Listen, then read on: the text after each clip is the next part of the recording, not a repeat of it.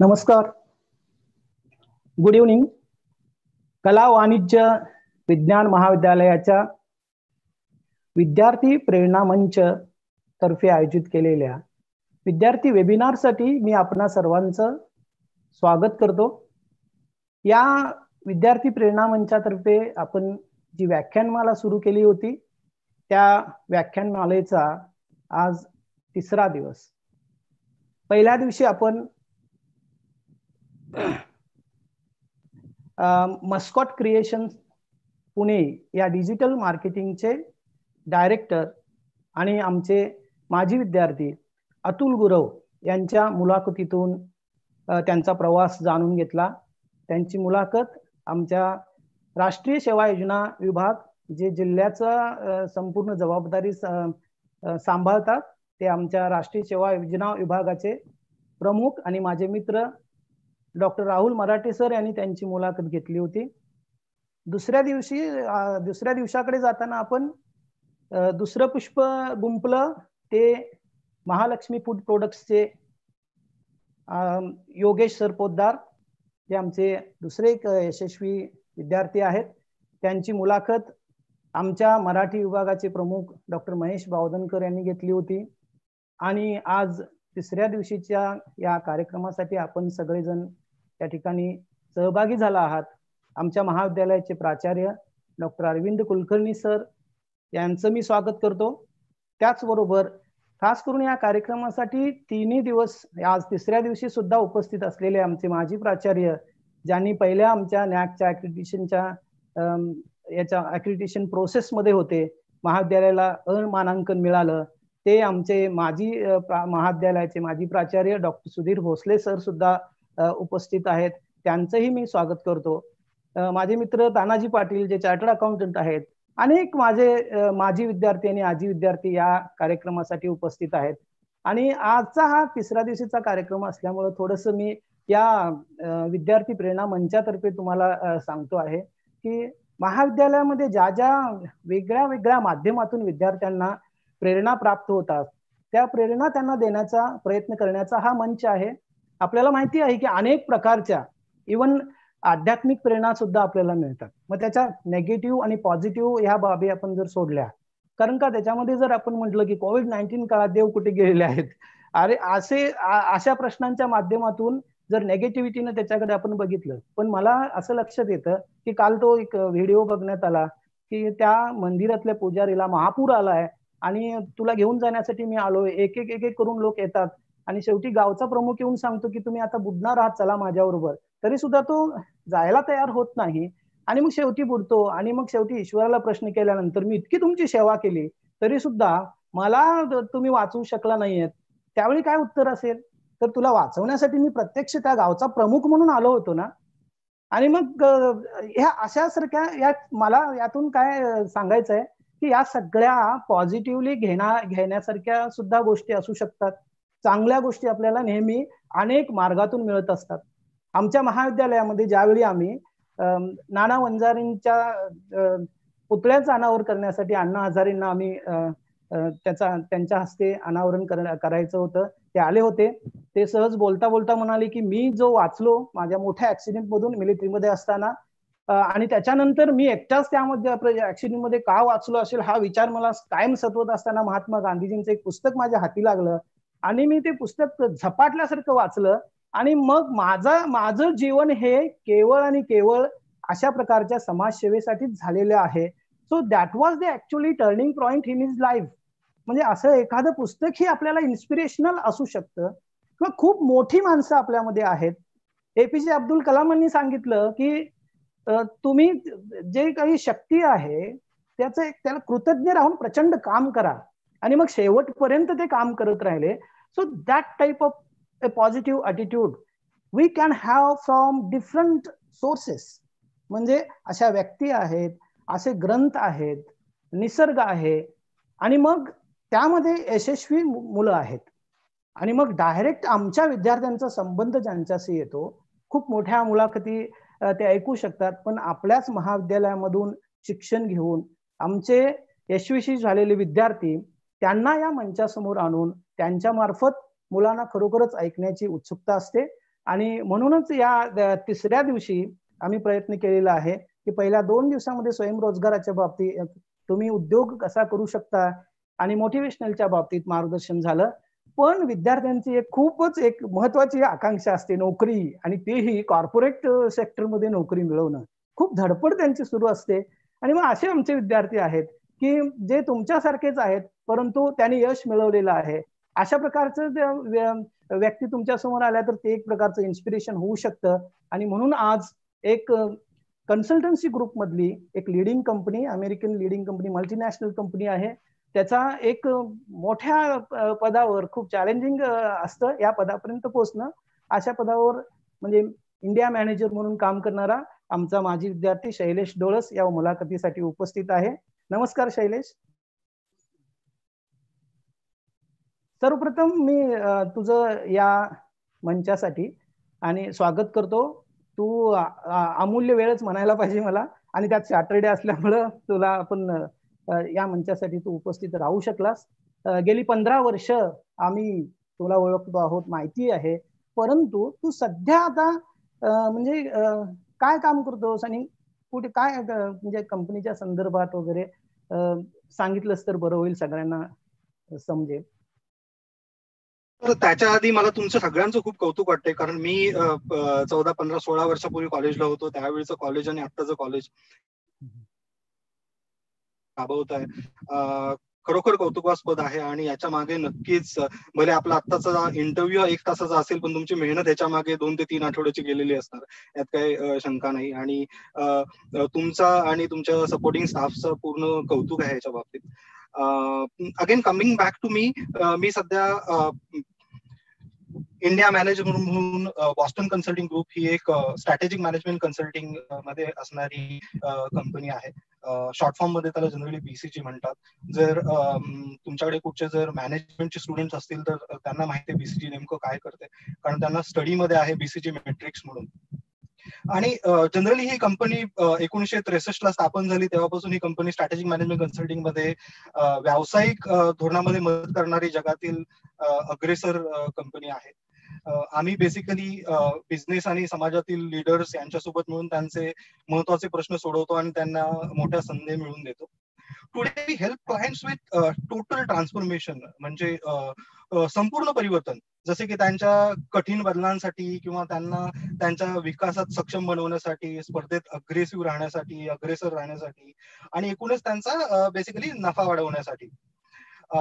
तुम्ही overall scope तुम्ही विचारात घेतला तर we actually work with almost all sectors of industries, whether it is government, PSUs, social impact, industrial goods, retail, auto, you just name it, whether it is infrastructure, energy, banking, financials, insurance, private equity, startups, or probably newer thing coming in as probably we are everywhere currently. We are trying to help managements to take right decisions, to transform them. आणि generally आमचं work जे असतं ते बऱ्यापैकी senior management बरोबर असतं. त्याच्यामुळे तुम्ही म्हणाल तर सर्वसामान्य माणसांना कधी कधी बीसीजी काय करतं हे माहितीच नसतं. कारण पण तुम्ही जर कंपन्यांच्या सीईओजना भेटलात, डायरेक्टर्सना भेटलात, किंवा गव्हर्नमेंट्स मध्ये जीएमच्या वरच्या पोझिशन मध्ये कोण असेल, किंवा सेक्रेटरिएट मध्ये गेलात, मनी मिनिस्ट्री मध्ये गेला, तर तुम्हाला नक्कीच ऐकायला मिळेल की बीसीजी कोण आहे. तर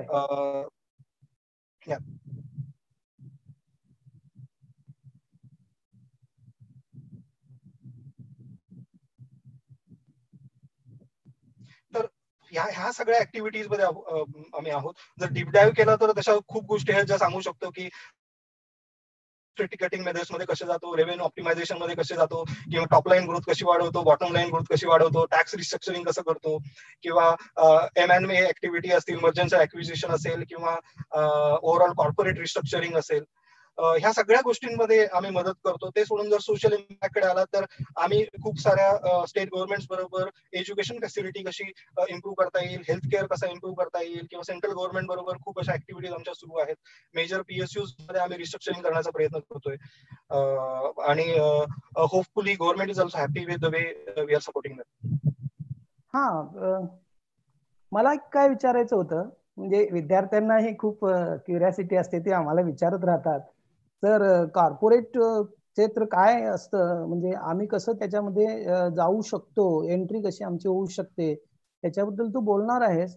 पण सतत काम करावं लागतं 18-18 तास, आणि मग स्ट्रेन येतो वगैरे वगैरे. तर या सगळ्या बाबींच्या मध्ये हे कॉर्पोरेट क्षेत्र काय आहे, म्हणजे तर थोडक्यात थोडस त्याच्याबद्दल मुलांना सांगशील का? आय थिंक आपण जर आपल्या करिअरकडे जर बघितलं ना, तर आपलं करिअरमध्ये आपल्याला काय नेमकं अचीव्ह करायचंय त्याच्या बेसिसवरती तुमची भूमिका फिक्स होते की तुम्ही कॉर्पोरेटमध्ये जनरली जाऊन करणार काय आहात. If you really want to be just passenger then you will become passenger. मग तुम्हाला कम्प्लिटनेस मिळणार नाही.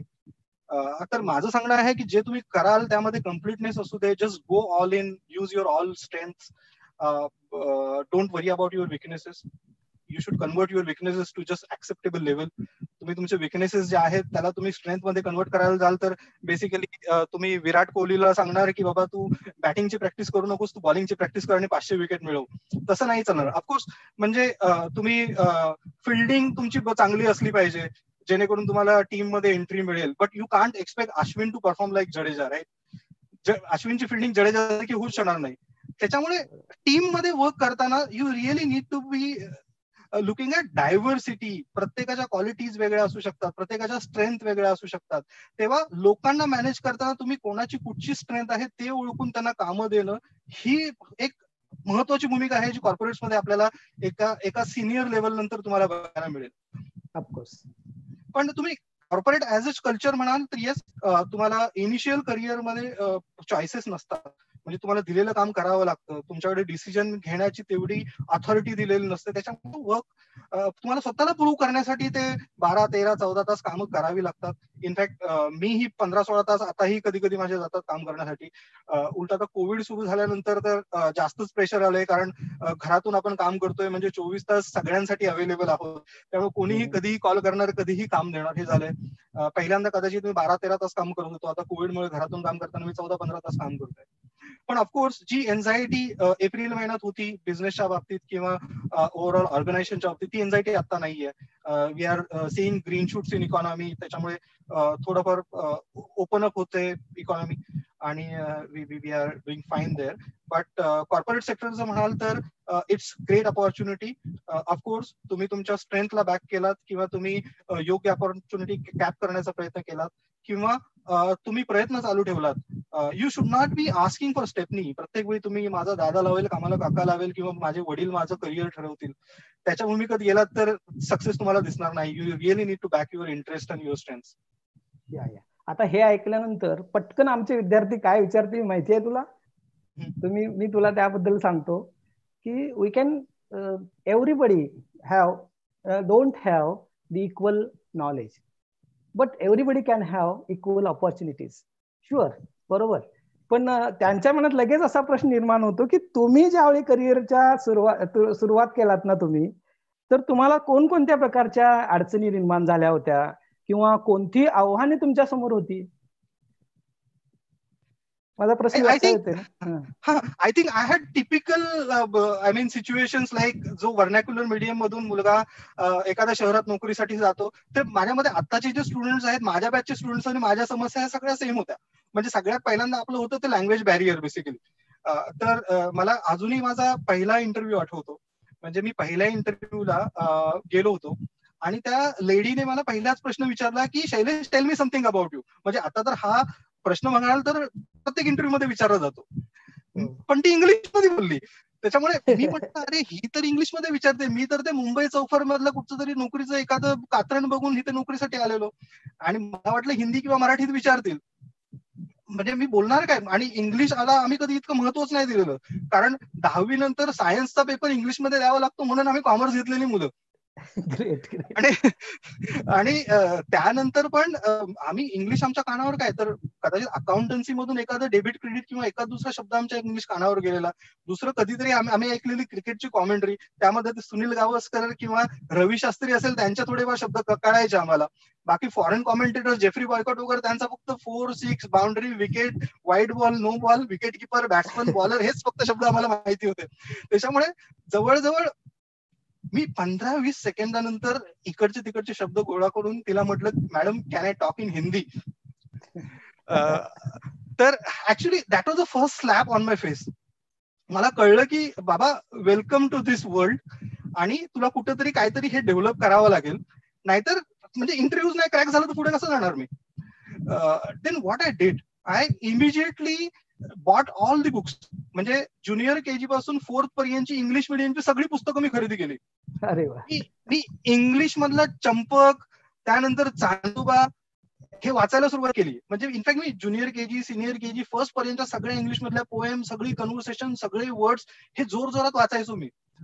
त्यानंतर मी इंग्लिश पेपर वाचायला सुरुवात केली, इंग्लिश बातम्या ऐकायला सुरुवात केल्या मी. त्यानंतर मी उगाच मोबाईल कंपन्यांना फोन लावून त्यांच्या कस्टमर केअर बरोबर इंग्लिशमध्ये बोलण्याचा प्रयत्न करायचो, कारण ते काय मला ओळखत नव्हते. मी काय तोडकं मोडकं जरी इंग्लिश बोललो तरी त्यांना काय फरक पडणार नव्हता. त्यानंतर मी ऍक्च्युली मॉलमध्ये शिरायचो, तिथल्या सेल्समॅनशी मी इंग्लिशमध्ये बोलण्याचा प्रयत्न करायचो. म्हणजे तो मला मराठी आणि हिंदीमध्ये विचारायचा, मी उगाच आपलं इंग्लिशमध्ये बोलणं सुरू ठेवायचो. आणि याच्यातून काय माझ्या जिभेला सवय पडली. जसं ऍक्च्युली 2 दिवसापूर्वी अतुलने पण सांगितलं, तुम्हाला जर सवय करायची असेल तर आरशात बघून करा. मी ऍक्च्युली ते केलं. म्हणजे जोर जोरात वाचणं असेल, त्यानंतर मला फ्लुएन्सी आली थोडीफार, म्हणजे शब्द कळायला लागले. आणि माझं ज्यांना खरोखर आपलं इंग्लिश सुधारायचं आणि ज्यांना इंग्लिशच्या बाबतीत थोडा न्यूनगंड असतो आपल्या मनात, की मला परफेक्ट इंग्लिश सेंटेन्स बोलायचंय, म्हणजे ते ग्रॅमॅटिकली पण परफेक्ट पाहिजे आणि माझे शब्द पण चांगले पाहिजेत. अरे बाबा, तुमची सुरुवात असताना तुम्ही एवढा विचार नका करू. तुमचं सेंटेन्स हे ग्रॅमॅटिकली चुकीचं असलं तरी चालेल, पण ते सेंटेन्स बोलण्याचा प्रयत्न करा. आणि दुसरी गोष्ट अशी की एक इंग्लिश वाक्य बोलताना एखादा शब्द तुमच्याकडे नसेल तर चालेल, बाकीचं वाक्य इंग्लिशमध्ये बोला आणि तो मराठीत किंवा हिंदीत बोला शब्द, पण ऍटलिस्ट तुमचं वाक्य इंग्लिशमध्ये जाऊ दे. आपला प्रॉब्लेम असा आहे की आपल्या जिभे सवय नाहीये फॉरेन लँग्वेज.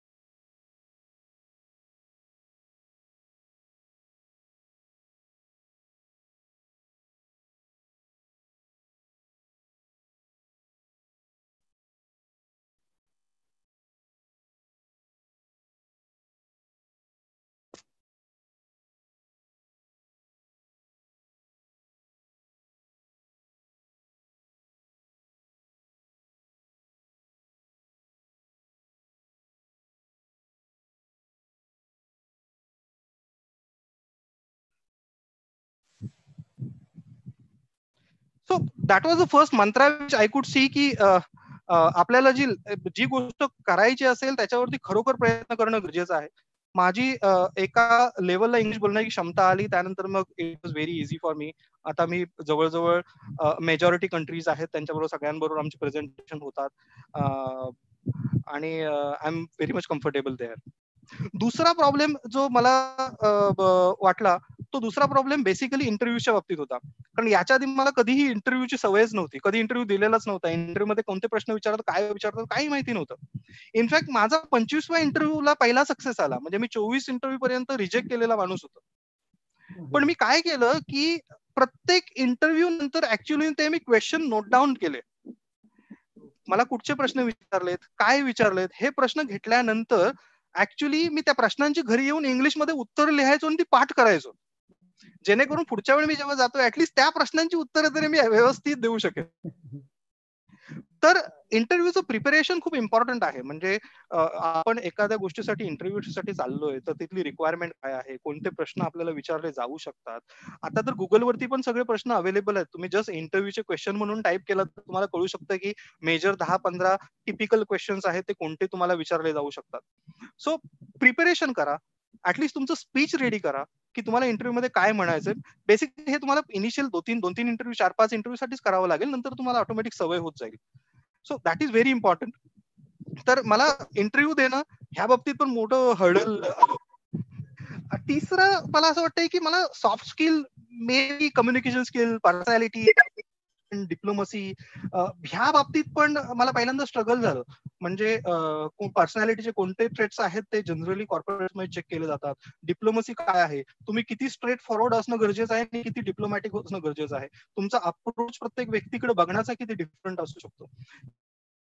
इंटेन्शन राईट असू शकतो, बट समोरची व्यक्ती कशी परसिव्ह करते त्याच्यावरती पण खूप गोष्टी अवलंबून असतात.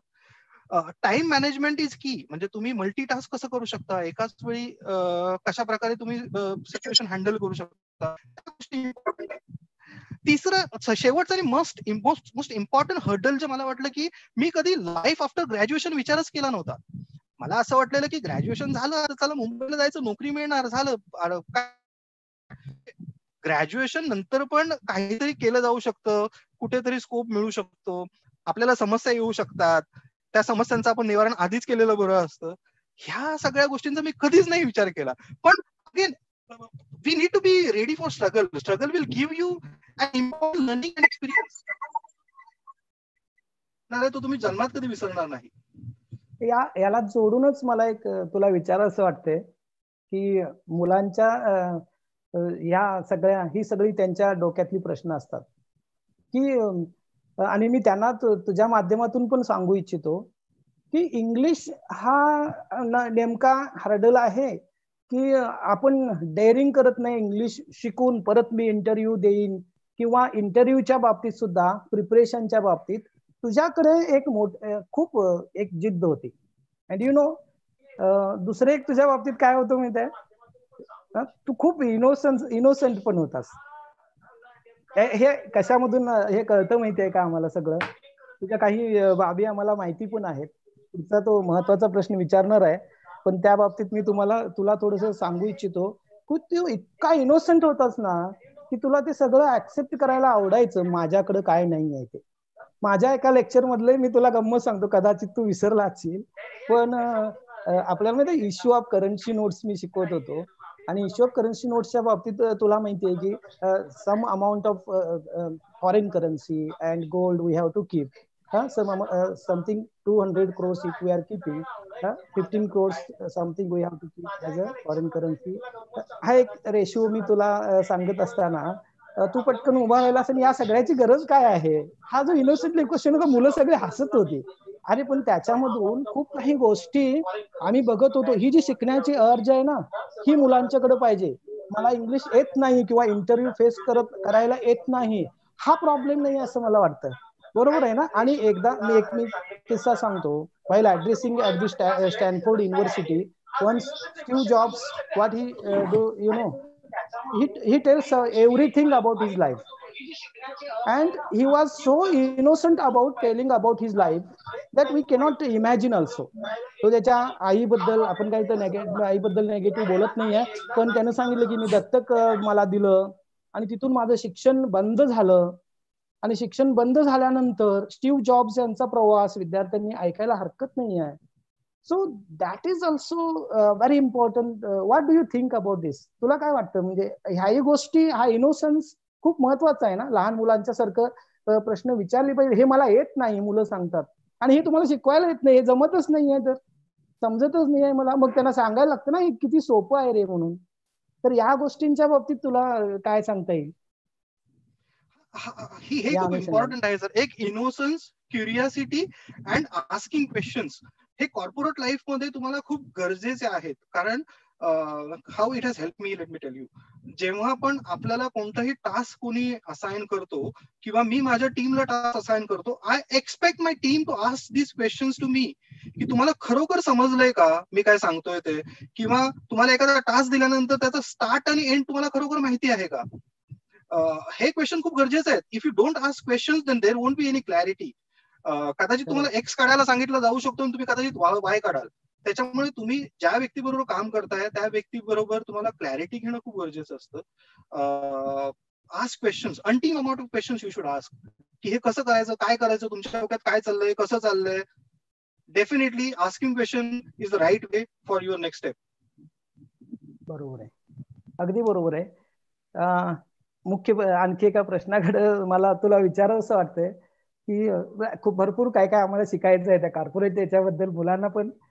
त्या संदर्भात मी तुला एक विचारतो की एवढा आज उच्च पदावर तू काम करतोयस ना, आणि तू इतका सिंपल वागतोस, तेही आम्हाला खूप अप्रिसिएबल आहे खरं. पण या पदावर याचा जो सगळा प्रवास आहे ना, या सगळ्या ह्याच्यातून काय शिकायला मिळालं तुला? ऍक्च्युली कसं असतं माहिती आहे का, once you move upper side in your career, तुम्हाला ना लोकांना मॅनेज करणं, माझी सगळ्यात my biggest learning is that people management. Because you need to manage people around it. It can be your team, your peers, your boss, your customers, your suppliers, or even your family. म्हणजे तुम्ही त्यांच्याबरोबर कसे वागताय, त्यांना तुम्ही कसं handle करताय, त्यांना तुम्ही कोणती ट्रीटमेंट देताय, हे खूप अवलंबून आहे. आणि तुम्ही टोकाची पण भूमिका घेऊ शकत नाही, आणि at the same time you need deliverables also. त्याच्यामुळे पीपल मॅनेजमेंट हे असं एक स्किल आहे की माझं असं झालेलं की मी माझ्या करिअरच्या सुरुवातीला I was more worried about my performance. म्हणजे माझाच परफॉर्मन्स कसा होईल, किंवा मी माझं काम संपवलं की माझं काम संपलं, इथपर्यंत होतो. त्यानंतर नेक्स्ट स्टेपला मी खूप असं टास्क मास्टर झालो. म्हणजे माझ्याकडे टीम होती, मी टीमला काम द्यायचो, खूप असं करून घ्यायचो, नाही मला असंच पाहिजे तसंच पाहिजे. पण ग्रॅज्युअली व्हॉट आय रिअलाइज की टास्क मास्टर होऊन ऍक्च्युअली माझी टीम मला घाबरायला लागली. म्हणजे त्या घाबरण्यामुळे काय होतं, त्यांची एफिशियन्सी डाऊन होते, किंवा त्यांच्याकडे तो कॉन्फिडन्स येत नाही माझ्याकडे क्वेश्चन विचारण्याचा.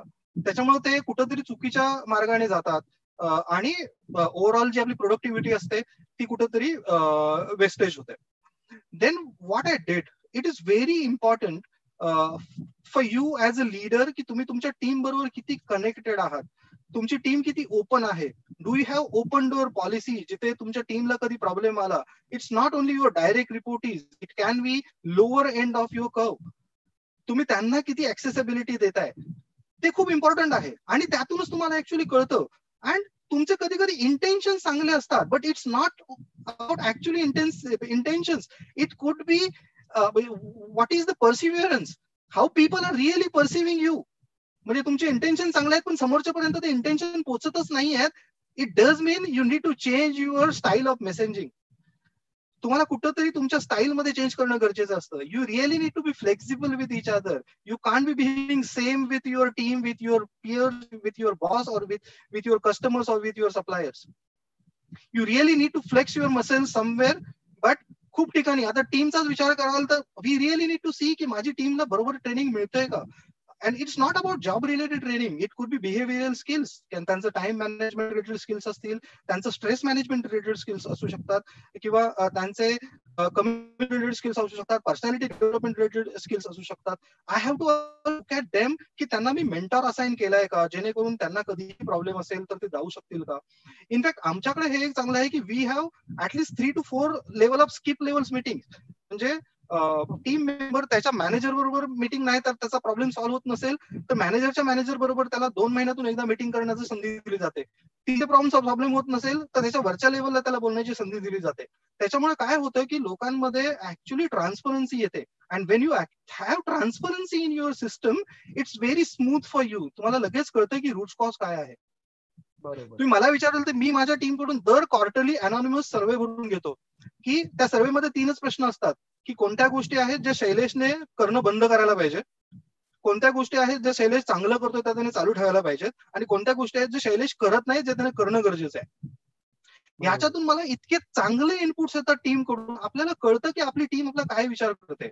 इनफॅक्ट 14-15 मध्ये जेव्हा सगळ्यात पहिल्यांदा मी ही ऍक्टिव्हिटी रन केली होती, मला जवळजवळ 40 ते 50 सजेशन आल्या होत्या की तू ह्या मार्गाने चुकीचा चाललायस, तू ह्या बाजूला ये. आणि त्यानंतर इम्प्रुव्हमेंट आहे की गेली 2-3 वर्ष मला येतच नाहीयेत सजेशन. मला कुठच्या ना कुठच्या मार्गाने त्यांच्यापर्यंत दुसऱ्या मार्गाने पोहोचावं लागतंय, पण तरी पण अजून काही येत नाहीये. And we are doing every people, everyone. In fact आमच्याकडे जो अॅन्युअल सर्व्हे असतो त्यामध्ये, म्हणजे तुमचा बोनस डिसाईड करतो तो अॅन्युअल सर्व्हे, त्यामध्ये 360 डिग्री सर्व्हे असतो. माझा बॉस पण माझ्यासाठी फीडबॅक भरतो, माझी टीम पण माझ्यासाठी फीडबॅक भरते, माझा पियर पण माझ्यासाठी फीडबॅक भरतो.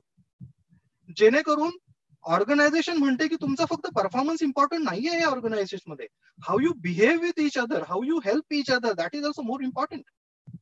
ओके. त्याच्यामुळे काय होतं, इनिशियली कधी कधी नवीन मुलं जी नोकरीसाठी येतात ना, त्यांच्या डोक्यात प्रोफेशनलिझम हे भूत चढलेलं असतं. जगात प्रोफेशनलिझम असं काही नाही. Ultimately you are managing people and their expectations. Okay. नाही तर मला तुम्ही असं म्हणू नका मी थरो प्रोफेशनल आहे आणि मी हेच काम नाही करणार. अजिबात ते नाही. तुमच्या नाही त्या बरोबर कलिग जे आहेत ते संदर्भात 12 तास तुमच्या बरोबर काम करतायत, त्यांची बरं. काळजी घेणं पण तुम्हाला तेवढंच इम्पॉर्टंट आहे. सॉरी सर, नाही बोला. तुला थोडस मी हे करतोय, पण हे सगळं तू तिथं जॉईन झाल्यानंतर केलंस. मी एक नवीन उमेदवार आहे हा, आणि मला इंटरव्ह्यू द्यायचा आहे. तर तू या सगळ्या ह्याच्यामध्ये मुलांना एकच प्रश्न असतो की ती मी इंटरव्ह्यू म्हणजे कशी क्रॅक करू शकतो, की त्याच्यामध्ये तुम्हाला काय अपेक्षा आहेत, हे नंतर मला शिकता येईल का सगळं. म्हणजे सुरुवातीला अमुक एक टप्पा आहे तो तू कर, आणि नंतर तू ऑटोमॅटिक शिकशील, अशी एक व्यवस्था काय असू शकते का, जेणेकरून आमचे विद्यार्थी मग त्या अँगलने प्रयत्न करतील. का नुसते एमबीए केलं कुठल्या तरी इन्स्टिट्यूट मध्ये, एमबीए केलं आणि सर मला जॉब हवा आहे म्हणून मुलं आम्हाला सांगायला लागली तर तू इथे जॉब आहे जा, असा काही हे मार्केट नाही आहे ना आता. मग तो एक प्रिलिमिनरी जे आहे ना प्रिपरेशन मुलांच्यासाठी, त्याच्याबद्दल थोडंसं सांगितलंस तर बरं होईल. Okay, let me split this question in 3 part. Probably बघा, मी आता नाही म्हटलं तरी दर वर्षी 300-400 कॅन्डिडेट्सना भेटतो. ठीक आहे. आता हल्ली तर जवळजवळ रेग्युलरली पर डे एक कॅन्डिडेट येतो. तर इनिशियल फेज, सेकंड फेज आणि थर्ड फेज, म्हणजे इनिशियली इंटरव्ह्यूच्या आधीची प्रोसेस काय असते. इंटरव्ह्यू मध्ये जनरली ज्युनियर लेवल वरती कोण इंटरव्ह्यू देण्याचा प्रयत्न करतो, किंवा सिनियर पर्सन असेल तर त्याला बघताना जनरली आम्ही काय बघतो. सो इंटरव्ह्यूच्या पहिली जी फेज असते ना, त्यामध्ये प्रत्येक ऑर्गनायझेशन एक जॉब डिस्क्रिप्शन तयार करतो, की मला जी व्यक्ती हवे ती व्यक्ती इथे येऊन काय काम करणार आहे, आणि त्या व्यक्तीमध्ये कोणते कोणते गुण असणं गरजेचं आहे, कोणतं एज्युकेशन क्वालिफिकेशन असणं गरजेचं आहे. तर जेव्हा तुम्ही एखाद्या ठिकाणी इंटरव्ह्यू साठी जात असाल किंवा इंटरव्ह्यूला जायचं असेल, तर if possible just ask that organisation to share the job description. आणि तो जॉब डिस्क्रिप्शन बघितल्यानंतर try to tweak your resume accordingly. कारण काय असतं माहितीये का, जनरली ऑर्गनायझेशन काय करतात, रिक्रुटमेंट फर्म असतील किंवा HR असेल, ते समजा जॉब्स अहेड असेल, Naukri.com असेल, Times.com असेल किंवा लिंक्डइन वरती जाऊन कीवर्ड सर्च करण्याचा प्रयत्न करतात. त्याच्यामुळे तुमचा रेझ्युमे आहे ना, तो खूप इम्पॉर्टंट आहे. तुम्ही तुमच्या सीव्ही मध्ये जर कीवर्ड, तुमचे असलेले स्ट्रेंथ, क्वालिटीज, एक्सपिरियन्स हे व्यवस्थित ड्राफ्ट करणं गरजेचं आहे, जेणेकरून त्या कीवर्डच्या आधारे ऍक्च्युअली ते सर्च करतात. आता समजा एखाद्याला अकाउंटिंगचा जॉब पाहिजे असेल तर HR वाला जर Naukri.com वरती गेला तर अकाउंटंटचे कॅन्डिडेटच त्यांना 15 ते 20, 25, 30 लाख कॅन्डिडेटचे इंटरव्ह्यू हे असतील, रेझ्युमेज असतील, पण त्यातले त्यांना फक्त 50 ते 60च रेझ्युमे काढायचे. मग ते कीवर्ड्स टाकतात त्यामध्ये, ते कीवर्ड्स तुमचा रेझ्युमे ऍक्च्युअली पूल करतात, आणि तेव्हा तुमचा रेझ्युमे कॉर्पोरेटच्या हातात येतो. मग तो रेझ्युमे पहिल्यांदा आम्हाला दिला जातो. समजा 50 रेझ्युमे असतील तर आम्ही त्यातले मे बी 15 ते 20 चांगला दिसतो याला आपण बोलूया. त्याच्यामुळे quality of resume is very much important. तुमचे स्ट्रेंथ, अपॉर्च्युनिटीज, एक्सपर्टीज सगळे त्यामध्ये असणं गरजेचं आहे. ही झाली पहिली प्रोसेस. दुसरी प्रोसेस आहे की समजा एंट्री लेवल किंवा 4-5, 6-7 वर्षाचा एक्सपिरियन्स असणारी व्यक्ती जर येत असेल तर बेसिकली आम्ही त्याच्यामध्ये जे आहे ते कम्युनिकेशन स्किल्स, तो क्विक लर्नर आहे का, किंवा त्याची आमच्या टीम मध्ये फिटमेंट कशी बसेल, की किती एक्सपिरियन्स आहे, त्याला कोणता एक्सपिरियन्स आहे, किंवा एज्युकेशन क्वालिफिकेशन काय आहे, माझ्या टीम मध्ये ऑलरेडी जे स्ट्रक्चर आहे त्यामध्ये असलेल्या व्यक्तींचा एज्युकेशन क्वालिफिकेशन काय आहे, किंवा त्याची लेवल कोणत्या लेवलला मी त्याला हायर करू शकतो, सॅलरी लेवल्स काय आहेत, किंवा मे बी त्याची एक्सपर्टी काय आहे त्याच्या डोमेन मध्ये, त्याचे शॉर्ट टर्म किंवा लॉंग टर्म गोल्स काय आहेत. जनरली शॉर्ट टर्म किंवा लॉंग टर्म गोल्स ह्याच्यासाठी विचारले जातात, किंवा कारण एखादा कॅन्डिडेट जेव्हा जॉईन होतो तेव्हा ऑर्गनायझेशन ऍक्च्युली सुरुवातीचे 7-8-10 महिने त्यामध्ये इन्व्हेस्ट करत असते टाइम, कारण त्याचं आउटपुट सुरुवातीच्या 7-8-10 महिन्यात येत नाही, कारण ते ट्रेनिंग मध्ये जातात तेवढे वेळ. त्याच्यामुळे त्याचं लॉंग टर्म गोल काय आहे, शॉर्ट टर्म गोल म्हणजे 3-4 वर्षाचा गोल काय आहे, आणि आमची ऑर्गनायझेशन त्याचा गोल खरोखर फुलफिल करू शकते का. जर फुलफिल करू शकत असेल तरच त्या कॅन्डिडेट बरोबर पुढे जाण्याचा अर्थ असतो. अदरवाईज तो कॅन्डिडेट जर 1-1.5 वर्षात सोडून जाणार असेल तर we really don't want to invest in such a candidate. त्याच्यामुळे तुम्ही जेव्हा इंटरव्ह्यू फेस कराल तेव्हा तुमचे short term, long term goal कुठेतरी आधीच फिक्स करून ठेवा जॉब डिस्क्रिप्शन वाचून. तुम्ही अकाउंटंटच्या नोकरीसाठी जाताय आणि नंतर म्हणाल की मला सेल्स एक्झिक्युटिव्ह व्हायचं, हे माझं गोल आहे लाईफ मध्ये शॉर्ट लॉंग टर्म मध्ये, तर तुम्हाला कोणीही नोकरी देणार नाही. ओके, बरोबर आहे. देन प्रॉबेबली थोडं अजून जर समजा सिनियर व्यक्ती असेल तर सिनियर व्यक्तीकडून बेसिकली आम्ही ती व्यक्ती टफ कॉल घेऊ शकते का, म्हणजे ती व्यक्ती एनिवेज टीम बरोबर काम करणार आहे, टीमच्या परफॉर्मन्सचं मेजरमेंट करताना एखादा टफ कॉल घ्यायला त्या व्यक्तीला जमेल का, किंवा ती व्यक्ती ओनरशिप घेऊ शकते का, एखादा टास्क दिला तर एंड टू एंड ओनरशिप त्या व्यक्तीला घेणं गरजेचं आहे. Of course that person can ask required question to us, but ownership खूप इम्पॉर्टंट आहे. He has to own that. त्याला हे वाटलं पाहिजे की हे काम माझंच आहे. भले ते ऑर्गनायझेशनचे बॉसेस त्याला सांगत असतील, पण it is his responsibility to finish it. Then तो जनरली आता काम करतो त्यामध्ये how much time he really spends on his team in coaching and nurturing them, how he mentors his team, ते पण खूप इम्पॉर्टंट असतं. कारण तुमचा जर बॉस मध्ये क्वालिटीज नसतील टीमला ट्रेन करायची, मेंटर करण्याची, किंवा पीपल स्किल त्याच्याकडे नसतील, तर वी जनरली अवॉइड. किंवा काय होतं, एखादा मॅनेजर जर चुकीच्या पद्धतीने आमच्याकडे आला तर खालची टीम पूर्ण डिस्ट्रॉय होण्याचा खूप शक्य असते. कारण कॉर्पोरेट्स मध्ये तुम्ही बघाल ना, ती अट्रिशनचा रेट हा सपोर्ट फंक्शन मध्ये ऍक्च्युली बॉस चांगला नाही म्हणून सोडणारी लोक जास्त आहेत, प्रोफाईल चांगला नाही म्हणून सोडणारी लोक कमी आहेत. आणि जनरली आपण बघतो की डिसिजन मेकिंग मध्ये whether it is embracing different perspective or how is judging people, whether he is coming up with alternate solution, how is management style flexible आहे का नाही आहे का, हे सगळे जे पॉइंट्स आहेत ते जनरली सिनियर पर्सन आम्ही रिक्रूट करताना करतो. But I just want to tell you, success of winter is actually win win situation. No one wants to reject you. We just want to hire best talent. In fact, we are more worried about कॅन्डिडेटला जेवढी वरी नसते ना job मिळायची, त्याच्यापेक्षा जास्त आम्हाला worry असते की we should not lose actually best candidate. कारण इतक्या मेहनतीनंतर कुठचा तरी एक चांगला कॅन्डिडेट मिळालेला असतो, त्यामुळे आम्हाला पण त्यांची तेवढीच काळजी. आणि इट इज जस्ट जशी कॅन्डिडेटला जॉबची गरज आहे तशी ऑर्गनायझेशनला कॅन्डिडेटची गरज आहे. It is win win situation. हे दोघांची गरज आहे. कधी कधी ऑर्गनायझेशनला जास्त गरज असते. कारण काय होतं, तुमच्या एखाद्या टीम मध्ये 10 लोक असतात आणि ते 12-13 लोकांचं काम करत असतात. जर मी अजून एक इनपुट नाही केला तर 10तले 9 किंवा 8 अशी संख्या कमी होत जाते, ऍट्रिशन वाढतं. लोक तेवढा प्रेशर नाही घेऊ शकत, त्यांचं पण लिमिट आहे. ते 10 तास 12 तास 13 तास काम करतील, पण अजून प्रेशर दिलं तर ते पण सोडून जातील. सो इट इज इनफॅक्ट आम्ही एखादा कॅन्डिडेट सिलेक्ट केला तर आम्ही त्यांच्या कॉन्स्टंट टच मध्ये असतो. कारण जनरली आता नोटीस पिरियड 3 महिने 2 महिने असा असतो, तर आम्ही याच्यात पुश करतो की नोटीस पिरियड कमी होऊ शकतो का, तो लवकर जॉईन होऊ शकेल का. कारण हेच असतं की त्याने दुसरीकडे कुठे जॉईन होऊ नये. जर कॅन्डिडेट आवडला तर actually corporates are very, I mean त्यांचा डिझायर्स तो आहे की याने माझ्याकडे जॉईन करायला पाहिजे, and we are ready to pay them. खूप लोकांना जॉईनिंग बोनस पे केला जातो, खूप लोकांना नोटीस पे केला जातो की त्यांनी लवकर आमच्याकडे जॉईन करावं. सो ही पूर्ण ओव्हरऑल प्रोसेस आहे इंटरव्ह्यूची. ओके. नाही, मला एक काय म्हणायचंय, नॉलेजचं बंबार्डिंग बघता की मी किती इनोसन्स आहे, मी चांगला किती त्याच्यामध्ये फिट आहे हे बघता.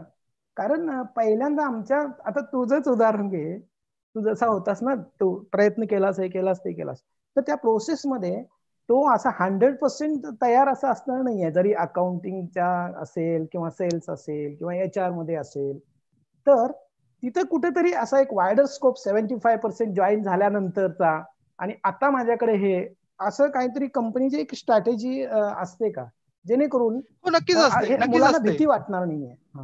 हो नक्कीच असते. काय असतं माहितीये का, इनिशियल तुम्ही 5-7 वर्षाचा एक्सपिरियन्सचा व्यक्ती बघाल ना, तर आम्ही जनरली बघतो तो क्विक लर्नर आहे का, स्मार्ट रिसोर्स आहे का, हे खूप इम्पॉर्टंट आहे. आणि willingness to look at different challenges, त्याच्याकडे विलिंगनेस पाहिजे की डिफरंट चॅलेंजेस ऍक्सेप्ट करण्याचं. आणि याच्यासाठी आम्ही काय करतो, इंटरव्ह्यू मध्ये त्यांना वेगवेगळ्या केस स्टडीज दिल्या जातात. त्या केस स्टडीज मधून कळतं की कॅन्डिडेट कसा अप्रोच करतोय त्या पर्टिक्युलर गोष्टीकडे. पण ऑफकोर्स एक तासाच्या जनरली आमच्याकडे 50 मिनिटं ते 1 तास इंटरव्ह्यू चालतो. जर कॅन्डिडेट आवडला तर. कॅन्डिडेट जर रिजेक्ट असेल तरी पण आमचा 25 ते 30 मिनिटं तो इंटरव्ह्यू चालतो. कॅन्डिडेट चांगला असेल तर 50 ते 1 तासापर्यंत इंटरव्ह्यू चालतो. आणि पण अगेन 50 ते 1 तासाच्या इंटरव्ह्यू मधून आपण गॅरंटी देऊ शकत नाही की हा कॅन्डिडेट येऊन इथं खरोखर परफॉर्म करू शकेल का. It is up to his candidates now how to perform and grab the opportunity. Very good. तुला मिलिंद डांगेला तू नक्कीच ओळखतोस. हो. कारण तो बोस्टन मध्ये कसा तुझा ज्युनियर आहे, तो चार्टर्ड अकाउंटंटच्या तोही चांगल्या हुद्द्यावर काम करतो. आम्हाला आनंद वाटतोय. आणि खरं तर एक सरप्राईज होती तुला, त्यानं व्हिडिओ पाठवला होता शैलेश दादांच्या जवळच आहे, ते टेक्निकल प्रॉब्लेम मुळे आम्ही ते हे करू शकत नाहीये, पण ते आम्ही नक्की तुझ्या काही गोष्टी इथं शेअर करू शकतो आणि तुला विचारू शकतो की तो म्हटला की खूप चांगली एक स्पोर्ट्सची टीम होती आमची, आणि या स्पोर्ट्समध्ये शैलेश दादा खूप भन्नाट होता. शैलेश त्या व्हिडिओ मधलंच मी बोलतोय, आम्ही ते इथं हे करू शकत नाही म्हणून, वेळेच्या अभावी म्हणा किंवा टेक्निकल थोडासा प्रॉब्लेम आला म्हणून, तर त्याला आम्ही उंदीर म्हणायचो म्हटले, इतकं त्याचं स्पीड आणि हे होता.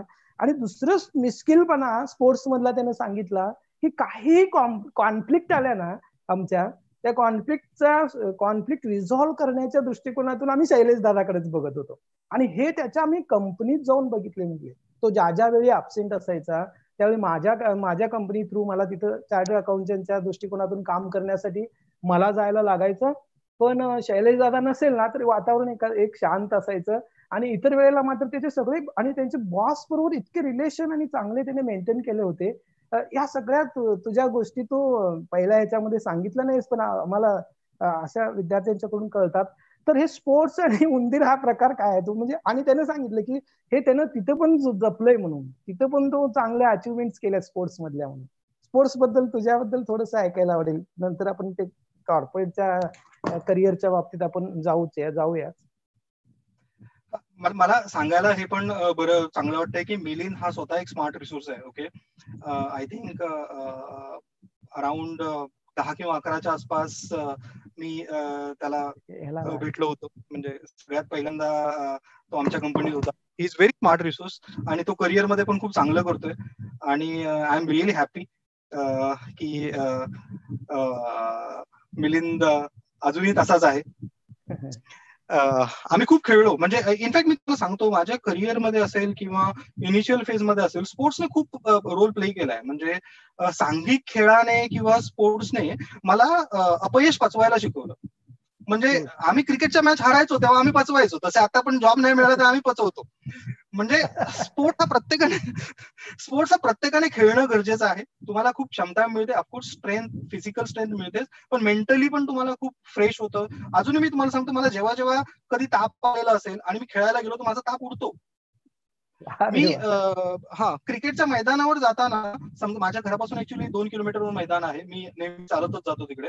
तर इनिशियल 1.5 किलोमीटर ऍक्च्युअली माझा स्पीड खूप कमी असतो, पण जेव्हा मैदान जवळ येतं तेव्हा माझा स्पीड ऍक्च्युअली डबल टिबल होतो आणि शेवटचे 100 मीटर ऍक्च्युअली मी पळत मैदानावर जातो. म्हणजे ती एक वेगळीच एक्साइटमेंट आहे. आणि दुसरं म्हणाल तर कॉर्पोरेटमध्ये पण तुम्ही बघाल ना तर एनर्जी खूप मॅटर करते. म्हणजे पॉझिटिव्ह एनर्जी खूप मॅटर करते, कारण तुम्ही आजूबाजूला पॉझिटिव्ह चित्र क्रिएट करणं खूप गरजेचं आहे. तुम्ही 8 ते 10, 12 तास तिथं स्पेंड करताय, कलिग बरोबर तुमचं रिलेशन्स इतकं चांगलं असणं गरजेचं आहे. इनफॅक्ट आता तुम्ही आमच्या ऑफिसच्या मध्ये जर कधी आलात ना, तुम्हाला कळेल की इतकं ओपन ऑफिस आहे. म्हणजे प्रत्येक जण एकमेकाशी गप्पा मारत असतो आणि कामं करत असतात. I am just bothered about people doing their work. म्हणजे ते काही करू देत, मजा करू देत, पिक्चर बघू देत ऑफिसमध्ये बसून, मला काही फरक पडत नाही. मला आउटपुटशी मतलब आहे. सो खरं आहे. म्हणजे एक तो स्पोर्टी जो अप्रोच आहे ना, तो टीमवर्क मध्ये लागतो. आणि कुठल्याही क्षेत्रात आपण गेल्यानंतर तो अत्यंत आपल्या दृष्टीनं खूप महत्वाचा असतो. ही गोष्ट खूप चांगली तू सांगितलीस. आणि तुझ्याबद्दल तू खूप कमी सांगतोस आम्हाला माहिती आहे. तर वेगळ्या एका क्युरियोसिटी मधून तुला आणखी एक गोष्ट विचारावी वाटते की या सगळा जो प्रवास होता ना, तर तू राग मानू नकोस, पण मी विचारतो की याच्यामध्ये कधी असं वाटतं का, की आम्हालाही असं वाटतं आमच्या प्रोफेशन मध्ये की या चुका मला अजूनही म्हणजे टाळायला हव्या होत्या, किंवा या चुकामधून मी शिकलो, या म्हणजे हे आम्हाला सुद्धा वाटतं आमच्या प्रोफेशन मध्ये, म्हणून मी तुला विचारतोय. असं कधी वाटतं का, की याच्या बाबतीत तुझा काय अनुभव आहे? आय थिंक मला असं वाटतं की मी काही माझ्या चुका आहेत ज्या मी कदाचित अवॉइड करू शकलो असतो पण केल्या नाहीत.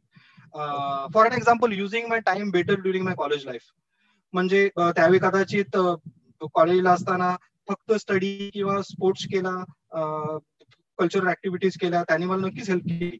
पण त्याच्याबरोबर कदाचित acquiring additional skills like may be computer literacy किंवा एखादी कम्प्युटर लँग्वेज असेल, नॉलेज अबाउट ERP असेल, getting prepared for competitive exam असेल, किंवा professional courses like CA CS असेल, ह्यांच्याकडे मी कधी बघितलंच नाही. ते बघणं गरजेचं होतं कदाचित. त्यानंतर मला असं वाटतं की मी कॉलेजच्या जीवनात जर पार्ट टाइम वर्क केलं असतं तर मला थोडं असं वाटलं, मला एक कामाची सवय लागली असती. आणि ऑफिस कसं असतं किंवा आपल्यावरती कोणत्या जबाबदारी दिलेल्या असतात, आपण बिझनेसकडे कसं बघतो, काम कोणत्या प्रकारे करतो, जबाबदारीने किती करतो, हे एक मी करू शकलो असतो. किंवा कदाचित मी एखादी फॉरेन लँग्वेज शिकलो असतो. म्हणजे मी इंग्लिशला जेवढं मी कॉलेजच्या जीवनात महत्व दिलं नाही ते दिलं असतं तर कदाचित मला हेल्प झाली असती. मी जो नंतर 2-3 वर्ष स्ट्रगल केलं तेवढं स्ट्रगल करायला मला लागलं नसतं. ह्या 3 गोष्टी मला असं वाटतं की मी कॉलेजच्या लाईफमध्ये बेटर करू शकलो असतो. दुसरं हे आहे की I could have plan my career better. कारण initially I was totally clueless on what is my goal. Why I was doing certain type of study or doing any work, I was really clueless. So it is very important to question yourself on why are you doing this. There has to be some purpose to your actions. आणि दुसरं आहे की तुमचे जे goals आहेत किंवा काही असेल ना, those should be based on your strength and not on the base of imaginary opportunities. तुम्ही जर गोल जर माझा ऍक्च्युअली मी गोल आधी ठेवलेला की मला आर्मीमध्ये जायचंय. माझी हाईटच नव्हती, माझी स्ट्रेंथच नाही आणि मी तो गोल ठेवलेला. त्यानंतर मला वाटलं कदाचित मी कॉलेज करून IPS साठी ट्राय करेन. अरे हाईटच नाही कसं करणार राजा तू. तर तुमचे जे गोल्स आहेत तुमच्या स्ट्रेंथ आणि इंटरेस्ट एरिया बघून, ओके मला इंटरेस्ट तर होता पण स्ट्रेंथ बघून तरी तुमचे गोल तुम्ही सेट करणं गरजेचं आहे. सो ह्या चुका आहेत त्याला कदाचित मी टाळू शकलो असतो असं मला वाटतंय. ओके छान. आणखी काही आपल्या लाईफ मध्ये अशा लोकांशी आपला चांगला संबंध येतो. I also got an opportunity to heard from or to learn from, I can say, from our chief economic advisor to the government of India. We were in the one course which was deputed. 12 professors were deputed for that, and we attended that course in the IIT Delhi. That was the excellent opportunity for me. It was a brilliant experience to learn under his guidance. And 7 days he took our lectures. इतकं simple होते ना, इतकी मोठी माणसं एवढी साधी असतात. आमचं एक सेशन झालं ना मूक वर, ते आता जसं आपलं चाललंय ना असा सगळा मूक वर तो सेशन चालायचा. मॅसिव्ह ऑनलाईन प्रोग्राम असतो. त्याच्या अनुषंगाने IIT दिल्लीमध्ये जायला मिळतं आणि तिथलं सगळं ग्लॅमर बघायला मिळतं. हे आम्हाला खूप आनंद होता. त्याहीपेक्षा हे या लोकांच्याकडून आम्ही शिकलो. म्हणजे अरे चीफ इकॉनॉमिक ऍडवायझर, माझे अर्थशास्त्र जर का माझा प्राध्यापक इतका खुश झालो. आणि सेशन संपल्यानंतर तू जसं आता साधा आहेस ना, तुला आम्ही म्हणतोय की कॉर्पोरेट लाईफ वर तुझ्या कुठल्याही ती मुलं जंटलमन आमची ही यंगस्टर्स बघतोय आम्ही, त्यांचे किती कॉस्टली अमुक सगळ्या गोष्टी असतात. तसं ते पायरीवर बसायचे नंतर 10 मिनिटाचा वेळ मिळाल्यानंतर आणि हाय हॅलो आम्हाला करायचे, तुम्ही नाश्ता घेऊन या, परत आपण सुरू करू वगैरे. अशा लोकांशी नक्कीच तुझा संबंध आला असेल. कारण का ही कन्सल्टन्सी ग्रुप हा इतका गव्हर्नमेंटशी कनेक्टेड आहे ना, तर त्याच्याबद्दल थोडस आमच्या मुलांना चांगला एक्सपिरियन्स तुला सांगितलास तर बरं होईल. कुणाशी अशी मोठ्या लोकांशी संबंध येतो ना. I think I am the fortunate enough, कारण मी BCG मध्ये असल्यामुळे कदाचित मला तो ऍक्सेस आहे. म्हणजे weather it is government secretaries और अरविंद सुब्रमण्यम और प्रॉब्ली मॉन्टेक सिंग अहलुवालिया और रघुराम राजन और उर्जित पटेल. सो कदाचित मी त्या कंपनीत असल्यामुळे ते बेनिफिट्स आहेत. आणि खूप शिकायला मिळतं. म्हणजे ह्या लोकांची 15-20 मिनिटं जरी मिळाली तरी these are more than enough. म्हणजे तुम्हाला असं वाटतं की म्हणजे अहवाली असतील किंवा सुब्रमण्यम असतील ह्यांना 15-20 मिनिटात असं वाटतं की अरे मला सगळं इकॉनॉमिक्स आजच शिकायला मिळालं म्हणून. म्हणजे दे आर व्हेरी फास्ट. म्हणजे 12-13-15 स्लाइड्स प्रेझेंटेशन 5 मिनिटात संपतात त्यांच्या बरोबर. They read it very fast. It's very easy to explain them even. म्हणजे there are certain officers in government, they are too quick. Okay, आपली पण कस लागते.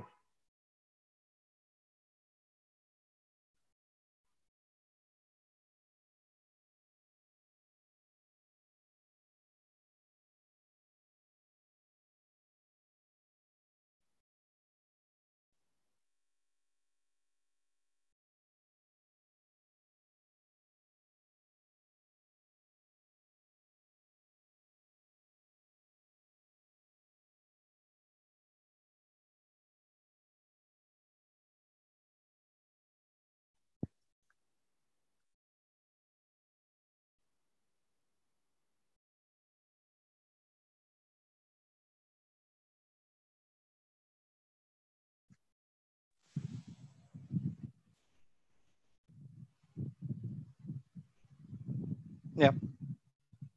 हा, मला काय विचारायचं होतं की पॅन्डेमिक काळाच्या आधी अर्थव्यवस्था तुला माहिती आहे, ऍक्च्युली आपला जो ग्रोथ रेट होता ना तो प्रचंड कमी झाला, 1% पेक्षा कमी झाला.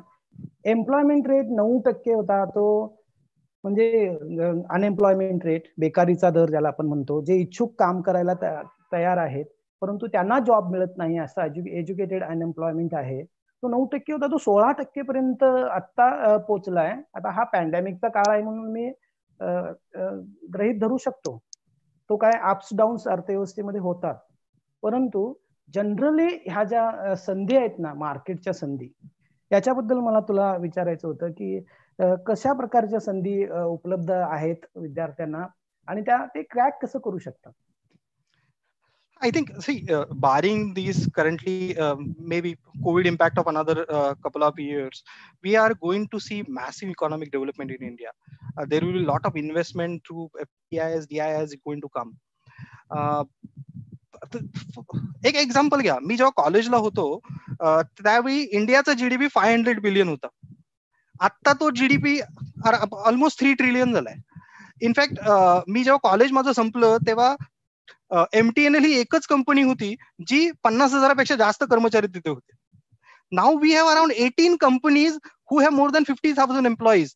In fact out of that 11 companies have more than 1 lakh employees. TCS त्यावेळी 35,000 एम्प्लॉई होते टीसीएसचे, आता 5 लाख आहेत.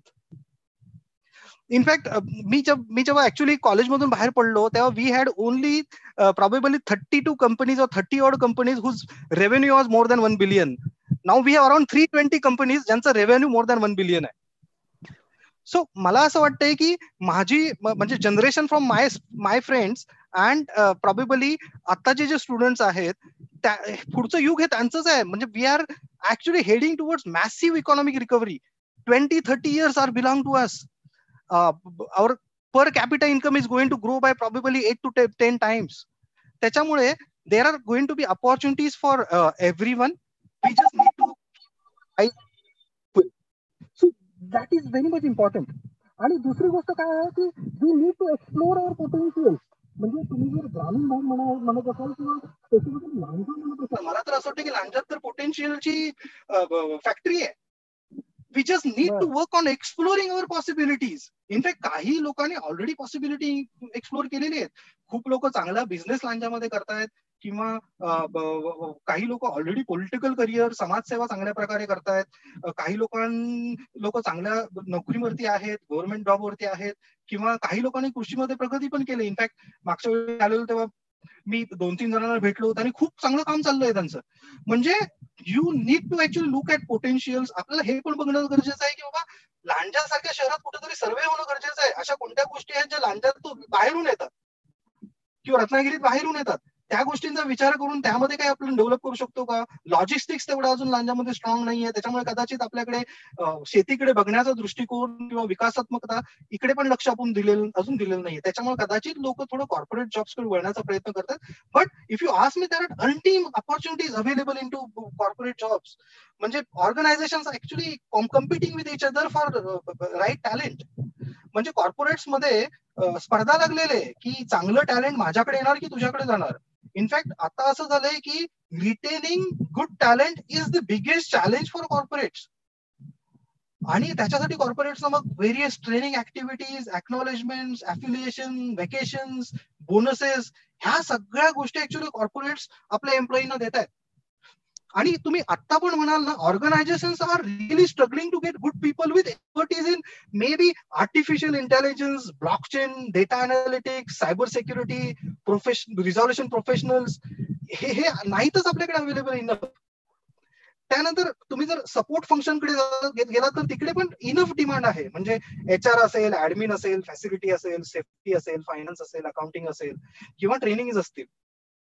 आता तुम्ही मागच्या काही वर्षांचा विचार केलात ना, there are many regulatory changes which government has done. म्हणजे रिवाइज कंपनीज ऍक्ट असेल किंवा इनडायरेक्ट टॅक्स चेंजेस म्हणजे जीएसटीच्या रूपात तो असेल, डायरेक्ट टॅक्स स्टँडर्ड आले नवीन, ICDS, न्यू अकाउंटिंग स्टँडर्ड्स आले, इंडियस असेल, IFRS असेल, किंवा गव्हर्नमेंटने कंपन्यांच्या गव्हर्निंग अँड कंट्रोलिंग फ्रेमवर्क मध्ये खूप चेंज केलाय. So we need people to handle all this. there is a huge gap on supply. Companies need more chartered accountants, more company secretaries, more lawyers, more cost accountants, people who can handle internal control, risk, fraud. खूप scope आहे तिकडे. And there are enormous opportunities in maybe fields of healthcare, chemicals, financials. But technology is going to play a disruptive role. आपल्याला हे लक्षात ठेवायला पाहिजे. The way we are managing our businesses, organizations, manufacturing, maybe banks, lot of opportunities are there. Technology is going to be a disruptive. So you need to keep your ears open, eyes open. मार्केटमध्ये जा, तुमचा CV float करा. तुम्हाला थोडे efforts घ्यावे लागतील. पेपरची कातरणं घ्या, पहिल्यांदा इंटरव्ह्यूला जायला सुरुवात करा. ऑनलाईन लिंक्डइन वरती प्रोफाईल क्रिएट करा, कनेक्शन्स वाढवा. Naukri.com असेल, जॉब्स अहेड असेल, बाकीच्या जॉब साईट आहेत, तिथे तुमचा रेझ्युमे अपलोड करा. ह्या सगळ्या गोष्टी खूप इम्पॉर्टंट आहेत, तेव्हाच तुम्ही लोकांच्या लक्षात येणार. बरोबर. जरा शैलेश, काही क्विक क्वेश्चन आहेत मला. एकच शेवट, आपण आता वेळेमुळे आम्हाला कर्टेल करावं लागतात, बरेचसे प्रश्न डोक्यात आहेत, पण काही क्विक क्वेश्चन मी तुझ्याबद्दल विचारतो. आणि शेवटच्या एका प्रश्नाकडे मला जायचं आहे. तर कविता संग्रह तुझा होता, हा एक प्रश्न आहे. तुझं तू लक्षात ठेवते उत्तर द्यायचं आहे. तर तुझा कविता संग्रह होता, मित्राच्या बरोबर तू कविता संग्रह, मला काय नाव मला आठवत नाही, तू नंतर तू सांगशील. तो कविता संग्रह तुम्ही मित्राबरोबर तू हे केला होतास. त्यानंतर पेट्रोकेमिकलच्या थेसिस बद्दल सांगितलं नाही असं मला. तू खूपच म्हणजे त्यावेळी आम्हाला त्याचा एक अभिमान वाटला होता. नंबर 2, तुझ्या साधेपणाच्या बद्दल. ती 10,000 रुपयाची शूज खरेदी करतात ती मुलं, आणि म्हणजे तू करावंच असं मला वाटत नाही, पण ही कशी काय आमच्या विद्यार्थ्यांच्याकडे हे निर्माण होतं ना. आणि तुझ्या ह्या गावाकडे आल्यानंतरचा तो प्लॅन, असे 3-4 गोष्टी एकदम डोक्यात मी घेण्याचं कारण असं की तुझ्याबद्दलच्या ह्या सगळ्या, म्हणजे हा कवी शैलेश आहे, हा स्पोर्ट्समन शैलेश आहे का, किंवा आणि त्या अकॅडमिक फील्डमध्ये तुझ्या, त्याला तुमच्या फील्डला आम्ही अकॅडमिक फील्ड म्हणतो, की अशा प्रकारच्या थेसिसला गोल्ड मेडल मिळणं, ही सगळी तुझी जी अंग आहेत ना, ती त्याच्याबद्दल आमच्या विद्यार्थ्यांना का सांगावं असं मला वाटतं माहितीये का, की तुम्हाला त्यांना याच्यातून खरोखर खूप शिकायला मिळेल. की इतक्या मोठ्या पगावर सॅलरी मी तुला विचारणार नाहीये, परंतु इतक्या पोज मध्ये असताना सुद्धा आपण डाऊन टू अर्थ हे सगळं कसं साध्य झालंय, हा प्रश्न एका शेवटच्या प्रश्नाच्या आधीचा हा तुझा प्रश्न आहे. ही मालिकाच आहे तुझ्याबद्दलची, त्याच्यावर खूप वेळ बोलता येईल. ओके, सो सगळ्यात पहिल्यांदा कवितेवरती येऊया. मला आठवतं की मी 5वीत असताना सगळ्यात पहिल्यांदा प्रेम कविता लिहिली होती, आणि तिथपासून जो प्रवास सुरू झाला. मी कविता लिहित होतो, पण मला असं वाटतं की कदाचित मराठी सर मला भेटले आणि मला कळलं की कविता ऍक्च्युली कशी वाचायला पाहिजे. आणि त्यानंतर मराठी सरांना मला ऍक्च्युली बाळकृष्ण धोंड आणि आम्ही जरी कॉमर्सला होतो तरी पण आम्ही आर्ट्सच्या सरांबरोबर पण खूप असं आमचं काम चालायचं. आणि मराठी सरांनी ऍक्च्युली मला शिकवलं की कविता कशी वाचायला पाहिजे, काय करायला पाहिजे. त्यांनीच ऍक्च्युली आम्हाला मोटिवेशन दिलं की कॉलेजमध्ये आहात तेव्हाच काय ते पुस्तक छापा, पुढे तुम्ही बाहेर गेल्यावर काय करायला माहिती नाही. त्याच्यामुळे आम्ही पुस्तक बनवलं. पण मला फायदा एवढाच झाला काव्य वाचनाचा की मला बोलायला शिकलो मी. म्हणजे मला कळलं की कोणत्या शब्दावरती जोर देणं गरजेचं आहे, कोणत्या शब्दानंतर पॉज देणं गरजेचं आहे. ह्याचा मला खूप फायदा झाला पुढे. पण प्रॉब्लेम असा आहे की मी त्यावेळी कविता लिहायचो आणि हल्ली कविता लिहित नाही. त्याच्यामुळे माझी बायको नाराज आहे. ती माझ्या खूप वर्ष मागे आहे की तू माझ्यावरती कविता करत नाहीस म्हणून, आणि ती मला अजूनही विचारली त्यावेळी तू कविता करायची ती तुझी प्रियसी कोण. तर मी कधी कधी पुष्कळात पडतो. अरे तू स्क्रिप्ट पण लिहितोस ना, एक स्क्रिप्ट लिहून टाक. स्क्रिप्ट पण लिहितोस. मला डांगेनी सांगितलं मगाशी की दादा खूप चांगलं स्क्रिप्ट लिहितो आणि ते चांगल्या चॅनलवर सुद्धा पब्लिश केलं होतं म्हणून. हे सगळं हे महत्वाचं वाटतंय आम्हाला. माझ्या स्क्रिप्ट ज्या मी लिहिल्या ना त्या ऍक्च्युली माझ्या रिअल लाईफ एक्झाम्पल म्हणून लिहिलं. मी ट्रेन मधून खूप प्रवास केला, तर ट्रेन मधून प्रवास करताना इतके असे म्हणजे एक्झाम्पल्स यायचे ना, म्हणजे भांडणं इतकी व्हायची, त्या भांडणांमधून इतके कन्व्हर्सेशन यायचे. म्हणजे एखादा कोणाला तरी डायलॉग म्हणतोय, अरे तू हत्ती छाप, तू माणिकचंदला काय सांगणार. म्हणजे हा डायलॉग आपल्याला ऐकतानाच इतकं कुतूहल वाटतं. म्हणजे तर असे खूप म्हणजे स्क्रिप्ट लिहिल्या. आणि मी हॉबी म्हणून स्क्रिप्ट लिहिल्या. असं चॅनलला द्यायचं होतं म्हणून कधी असा विचार केलेला नव्हता. पण येस, त्याचा पण खूप फायदा झाला मला लिखाणात. कुठंतरी डोक्यातले विचार पुस्तकावर लिहिणं किंवा वहीत लिहिणं, पेन डाऊन करणं याचा एक फायदा झाला. दुसरा प्रश्न तुमचा होता थेसिस बद्दल. थेसिस. तर मी ऍक्च्युली जेव्हा माझं ऑइल अँड गॅस मध्ये MBA सुरू होतं त्यावेळी माझा प्रोजेक्ट जो मी केला होता, ऍक्च्युली काय झालं 2007-8 ला जे मार्केट डाऊन टर्न आलं आणि क्रूड ऑइलचे रेट पूर्ण गडगडलेले होते, त्याच्यामुळे एक्सप्लोरेशन प्रोडक्शन इंडस्ट्री जी होती ऑइल अँड गॅसची ती पूर्ण डॅमेज झालेली. मग त्या अनुषंगाने मी इनएफिशियन्सीज कोणत्या कोणत्या आहेत की त्या इंडस्ट्रीमध्ये तिथे कॉस्ट कट होऊ शकते किंवा लोक अननेसेसरी स्पेंड करतायत, त्याच्यावरती प्रोजेक्ट केला होता आणि तो प्रोजेक्ट लोकांना खूप आवडला. इनफॅक्ट मला रॉयल्टीसाठी पण ऑफर आली होती त्या प्रोजेक्टसाठी, पण तो प्रोजेक्ट माझी एक्झिस्टिंग कंपनी ओन करत होती म्हणून मला रॉयल्टीसाठी देता आला नाही तो. तर त्यामधून पण खूप शिकायला मिळालं. मी वेगवेगळ्या रिग्स वरती जायचो, एक्सप्लोजर साइट्स वरती जायचो आणि दॅट वॉज फन. दुसरा बोल ना. दुसरा मी काय विचारलं होतं माहितीये का, की गावाकडे आल्यानंतरचा तुझा प्लॅन असू शकतो, पण त्याच्या आधी मला अजून एक प्रश्न विचारायचा आहे की मुलांना आमच्या तू या सगळ्या संदर्भात काय संदेश देशील, आणि गावाकडे आल्यानंतर तुझा एक काहीतरी प्लॅन आहे, तू आठवत नाही मला, मराठी सरांनी आपण चर्चा केली होती त्याच्याबद्दल, पण तो मला एक विचार असं वाटतो. आणि मुलांना तू या संदर्भात आता काय संदेश देशील आमच्या? ओके, सो गावाकडे यायचा माझा प्लॅन असा आहे की नॉट नेसेसरी फिजिकली मी तिकडे येईन, पण माझा ओव्हरऑल प्लॅन असा आहे की up to age of 50 probably I will earn for my family, and after 50 I want to do philanthropy work. Means whatever I will work for, probably earn from 50 to 60, I want to do something in maybe education, maybe healthcare, maybe infrastructure, or maybe agriculture. तर कदाचित agriculture technology development असेल किंवा काही असेल, I want to spend money there so that there is good R&D available and people are attracted towards that, and how we can actually stop people moving towards metro cities from our small villages. पण त्याला अजून वेळ आहे, probably 15 वर्ष आहेत. मी देवाकडे नेहमी हीच प्रार्थना करतो की माझी बुद्धी अशीच ठेव, त्यामुळे तिला तू करप्ट व्हायला देऊ नकोस आणि विचार ते चेंज व्हायला देऊ नकोस म्हणून. नाही होणार ते, I am sure, we are sure. So coming back to probably what I can give as a message to students is we need to own our career. म्हणजे तुम्हाला तुमचं करिअर तुम्हालाच डिसाईड करायचंय, ते तुम्हालाच ओन करायचंय. तुम्ही कुठच्या स्टेपनीचा विचार करू नका की मला कोणतरी माझं करिअर माझं घडवेल किंवा कोणतरी मला गॉडफादर मिळून मिळेल आणि नंतरच माझं करिअर होईल. तुम्ही ऑलरेडी काल योगेशला ऐकलायत किंवा अतुलला त्या दिवशी ऐकलायत, ज्या प्रकारे त्यांनी मेहनत केलेली आहे आणि बाकीचे आपले काही एक्स कलिग्स आहेत जे लँडत खूप चांगल्या प्रकारे काम करतायत किंवा दुसरीकडे चांगली नोकरी करतायत, you should take some motivation from them. तुमचं करिअर हे तुम्हालाच घडवायचं आहे, स्टेपनी युज करू नका. आणि जेव्हा तुम्ही स्टेपनी युज करून करिअरमध्ये काही करण्याचा प्रयत्न कराल ना, तुमचा कॉन्फिडन्स येणारच नाही, कारण तुम्हाला माहिती आहे की ही नोकरी कोणाच्या तरी मेहरबानीने तुम्हाला मिळालेली आहे. त्याच्यामुळे तुम्ही बाहेर पडल्यावर इंटरव्ह्यू देत सुटा किंवा एज्युकेशन करा. बाहेर आलात, जर आर्थिक परिस्थिती चांगली असेल तर तुम्ही पुढे शिक्षण घ्या, पार्ट टाइम नोकऱ्या करा पाहिजे असेल, पण स्वतःच्या जीवावर करा. एज्युकेशन लोन घ्या, पॅरेंट्स वरती जास्त प्रेशर टाकू नका. त्यांनी तुम्हाला इनफ पाठवलेलं आहे, इनफ शिकवलेलं आहे, आता पुढची जबाबदारी तुम्हीच घ्या. त्याच्यामुळे first message to these guys is that they should own their career. हे खूप इम्पॉर्टंट आहे.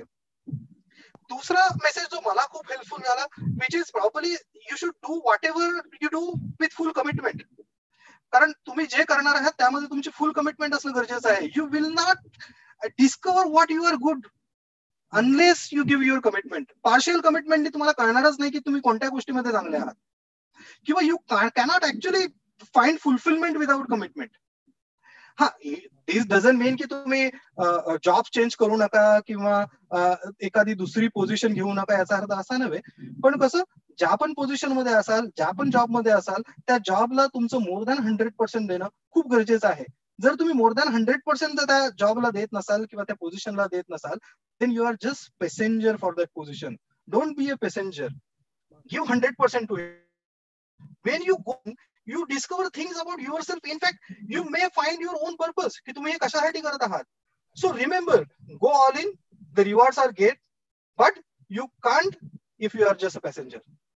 Fine, that's fine. That is very important.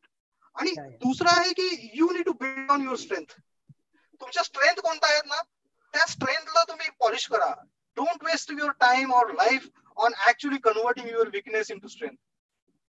Of course तुम्ही तुमचे जे विकनेस आहेत ते कुठेतरी ऍक्सेप्टेबल लेवल पर्यंत आणा, पण त्यांना तुम्ही स्ट्रेंथ बनवून तुमच्या स्ट्रेंथ विसरू नका. आणि हे खूप इम्पॉर्टंट आहे when you are going to manage your teams. Team मध्ये काही विकनेस असू शकतात, काही स्ट्रेंथ असू शकतात. तर त्या टीम मधले लोकांच्या स्ट्रेंथ युज करून how can you actually develop a better team, यावरती तुम्ही लक्ष देणं खूप गरजेचं आहे.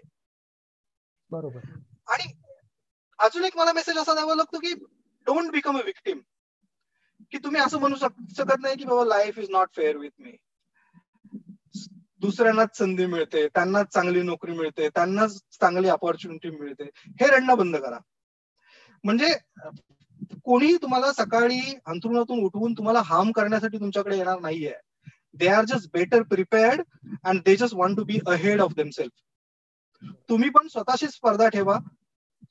कारण तुम्हाला हे बघा, विक्टीम मला तरी वाटत नाही ह्या कॉलवरती असणारा कोणीही विक्टीम आहे. कारण आय कॅन अंडरस्टँड की बाबा मुंबईच्या रस्त्यावरती फिरणारा 5-6 वर्षाचा मुलगा ज्याला खायला काय मिळत नाहीये, शाळेत जाऊ शकत नाही, तो एक विक्टीम असू शकतो. पण तुम्ही नाही, कारण तुमच्या पेरेंट्सने तुम्हाला वाढवलेलं आहे. देवाने तुम्हाला 2 हात, 2 पाय, 2 डोळे सगळं दिलेलं आहे. आणि तुमच्या पेरेंट्सने तुम्हाला एज्युकेशन क्वालिफिकेशन दिलेलं आहे. त्यामुळे तुम्ही विक्टीम असूच शकत नाही.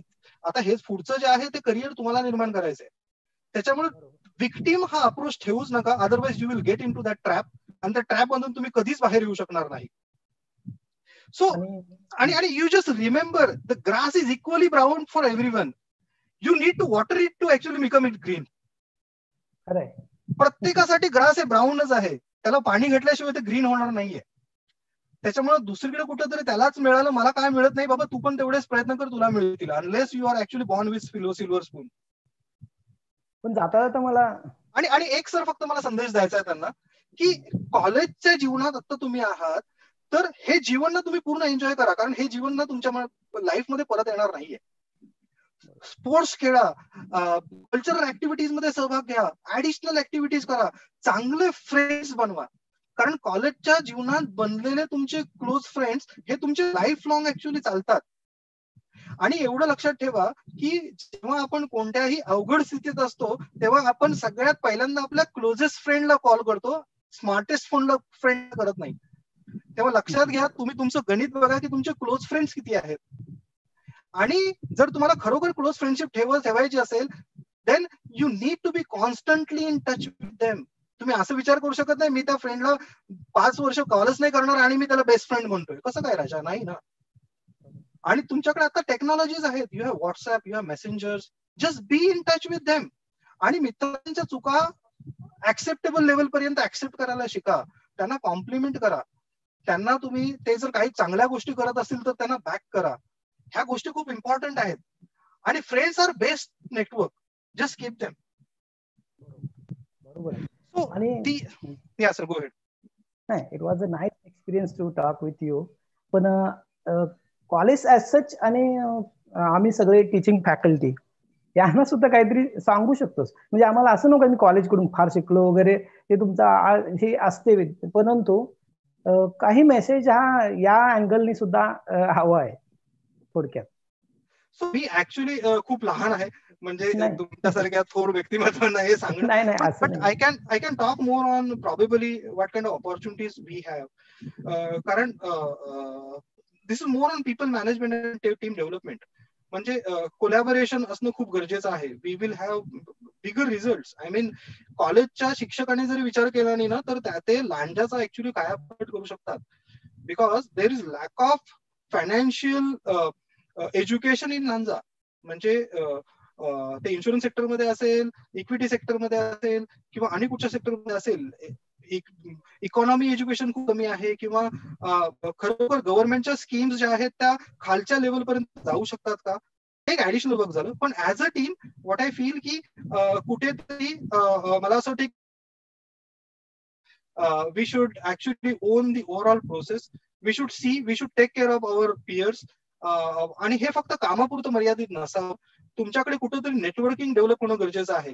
कॉलेज सोडून पण बाहेर तुम्ही भेटणं गरजेचं आहे. एक दुसऱ्याला हाय बाय करणं गरजेचं आहे. तुमच्या फॅमिलीज एकत्र येणं गरजेचं आहे. जेव्हा ह्या सगळ्या गोष्टी होतील तेव्हा खरी तुम्ही एकत्र याल. आणि कुठेतरी तुमची दरवर्षी एकदा दोनदा सहल जाणं गरजेचं आहे. फॅमिली सहित. Yes, that's a good message and accepted. तर आज खूप छान संदर्शन झालं असं मी म्हणेल. संदर्शन हा शब्द मुलाखतीसाठी कन्नडमध्ये वापरला जातो. तुला माहिती आहे मला कन्नड येतं आणि तो मला खूप आवडतो. त्यामुळं खूप छान मेसेज तू दिलास. तुझ्या मुलाखतीतून खूप आम्हाला टीचरना पण खूप शिकायला मिळालं त्या कॉर्पोरेट वर्ल्ड बद्दल.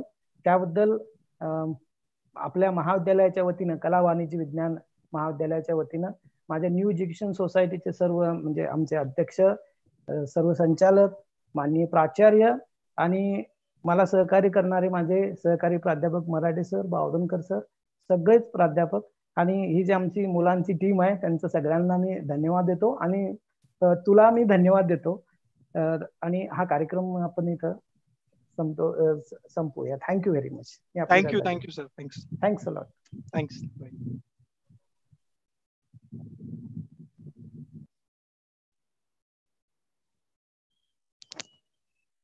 question